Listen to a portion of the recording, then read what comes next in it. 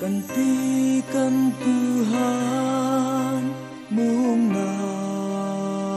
zungin ko eng mulovin timpui nuya doi lasama rit no patinan biglayin putlang valin gospel may sir unsayin kan ramma avarda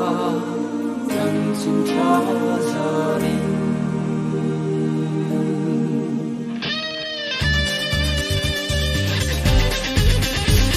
Tolera tammin trong hỏi xin không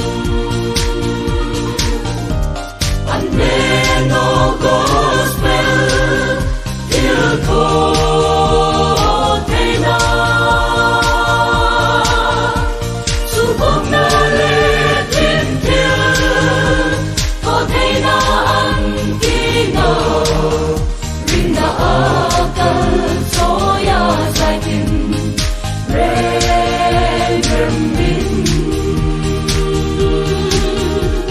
Kalom van nuôi thằng Kobos del centenari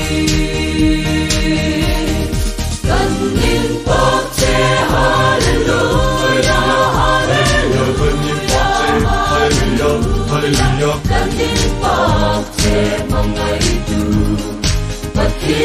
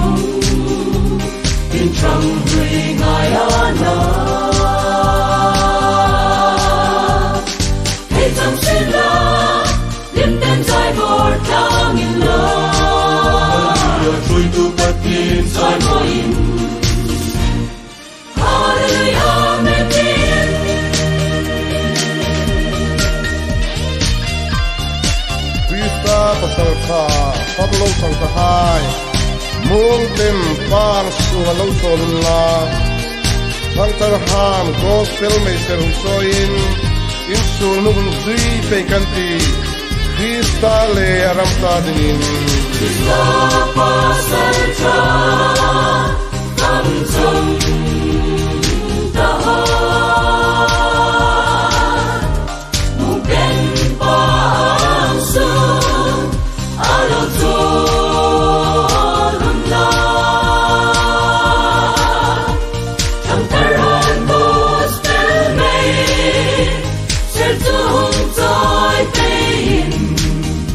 and like a